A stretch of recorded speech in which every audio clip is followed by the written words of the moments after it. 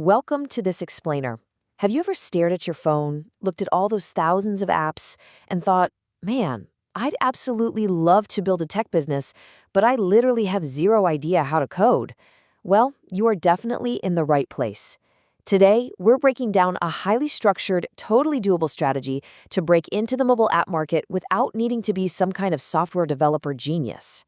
So, can you actually build a profitable app business without coding the whole thing from scratch? I know, it sounds kind of too good to be true, right? But the answer is a massive, resounding yes. We're going to dive into a strategy known as app reskinning. Think of it as a secret weapon for beginner entrepreneurs.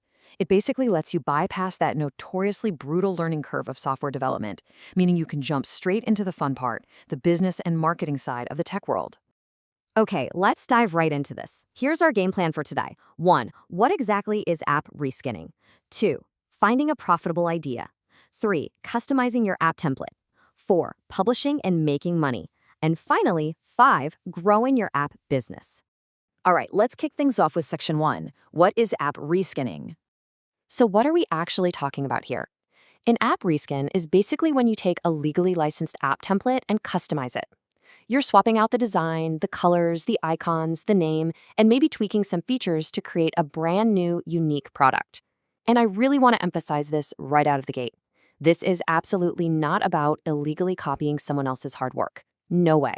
It's about taking a functional, legally purchased foundation and injecting your own unique value into it to create a real brand. The real magic of the reskin model honestly boils down to this one simple idea. Same code, totally different business. Just imagine a basic calculator template, right? You can take that exact same underlying code and spin it into a scientific calculator for engineering students, a finance calculator for accountants, a BMI tracker for fitness buffs, or even a super targeted GPA calculator for college kids. You're serving completely different markets, solving completely different problems, but you're using the exact same technological foundation. Pretty incredible, right? Moving right along to section 2, finding a profitable idea. You know, the absolute biggest mistake beginners make is thinking that successful apps start with some stroke of coding genius. They really don't. They start with solving real, everyday user frustrations. Imagine scrolling through Google Play and seeing a review that just says, "I wish this app had dark mode." Boom. That right there is how you find your profitable idea. If hundreds of users are leaving furious one-star reviews because they're being blinded at 2 a.m. without a dark mode, you now know exactly what your reskin needs to instantly win that specific audience over. Now, you might be sitting there thinking, okay, but buying a high-quality app template to solve these problems has gotta cost thousands of dollars, right? Actually, it doesn't. You can legally grab these templates from reputable marketplaces like Code Canyon for incredibly cheap. We're talking usually around 15 to 30 bucks. To put that into perspective, you can literally launch a tech startup for the price of a couple fancy coffees. It is extremely beginner-friendly. So the crucial point is that this whole process is super systematic. It basically boils down to a repeatable 4-step formula. Step 1, you find a specific problem, like college kids needing to track their GPA. Step 2, you go buy that $15 calculator template we just talked about. Step 3, you customize the branding to specifically target those students. And step 4, you publish that bad boy to Google Play. All right, let's get into the nitty-gritty in section 3, customizing your app template. Let's look at how this transformation actually works. Say you have a generic template, just a basic blue app called Daily Habit with a plain old calendar icon. I mean, it's totally fine, but it's completely forgettable. But what if you reskin it into Habit Hero? You swap the colors to an energetic green, you change the icon to a dynamic little rocket ship, and you add a targeted student mode. With just a few creative tweaks, you've instantly transformed a bland, generic asset into a highly targeted, exciting new product. And to actually pull this off, your toolkit is surprisingly simple.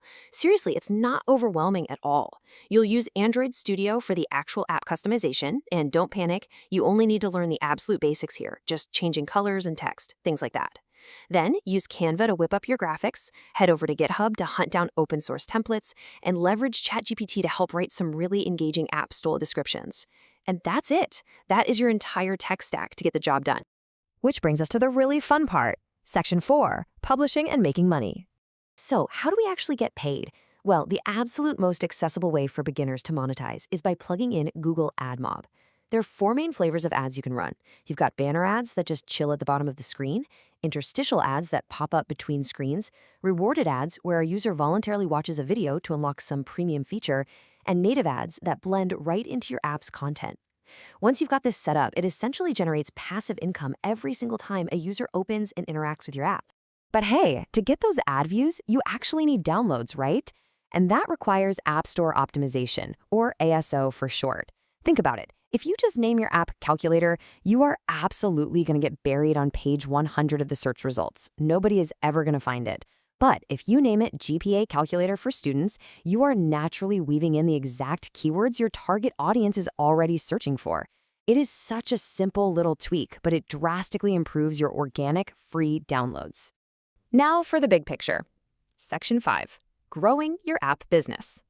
Let's move to and see how this builds over a totally realistic 6-month timeline. In month 1, your goal is simple. Just focus entirely on publishing one single app so you can learn the ropes. By month 3, you take everything you learned and publish a second, much better app.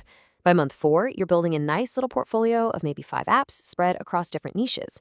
And by the time you hit month 6, you're aiming for a solid portfolio of 10 to 20 high-quality apps. And, of course, as your portfolio grows, that passive income scales right along with it. Now, scaling quickly doesn't mean you can just cut corners. You definitely want to avoid these fatal beginner mistakes. First, do not ever copy copyrighted assets. That is a one-way ticket to getting your account banned for sure. Second, don't ignore user reviews. They are literally your roadmap for what to build next. Never publish low-quality apps, and never skip testing before you hit release. And remember, hitting the publish button is not the finish line. Zero marketing is basically a death sentence for your app. You've got to get out there and actively promote your apps on platforms like TikTok and YouTube to really drive that traffic. As we wrap up this explainer, I want to leave you with one final provocative thought. Your very first app? It might not make you a millionaire overnight. But what about the incredible entrepreneurial skills you gain just by building it? I mean, you are learning hands-on market research, graphic design, basic software development, search optimization, and digital marketing. Those are massively monetizable skills in today's economy. So go on, take that first step, buy a template, and just start building. Thanks so much for joining me on this explainer, and I absolutely cannot wait to see what you create.